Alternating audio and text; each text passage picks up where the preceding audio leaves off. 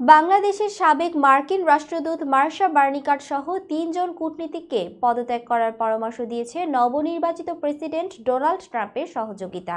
শুক্রবার বার্তা সংস্থা রয়টার্স এক প্রতিবেদনে এ তথ্য জানানো হয়েছে।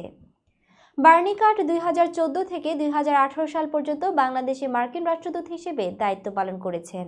বিষয়টির সঙ্গে সম্পৃক্ত ২ জন কর্মকর্তা রয়টার্সকে জানিয়েছেন, সামনের দিনগুলোতে যে কূটনৈতিক ব্যাপক পরিবর্তন আসতে যাচ্ছে এটি তারই একটি ইঙ্গিত। বার্নিকাট ছাড়াও পদত্যাগ করতে বলা অন্য ২ কূটনীতিক হলেন ডেরেক হোগান, অ্যালেইনা তেপ্লিৎস। সাধারণত আমেরিকায় নতুন প্রেসিডেন্ট দায়িত্ব নেওয়ার পর রাজনৈতিকভাবে নিয়োগ পাওয়া কর্মকর্তারা নিজেই পদত্যাগ করে থাকেন। তবে পররাষ্ট্র মন্ত্রণালয়ের কর্মকর্তাদের ক্ষেত্রে এমনটা সচরাচর হয় না। তারা নতুন প্রশাসনের সঙ্গেই দায়িত্ব পালনে অব্যাহত থাকেন।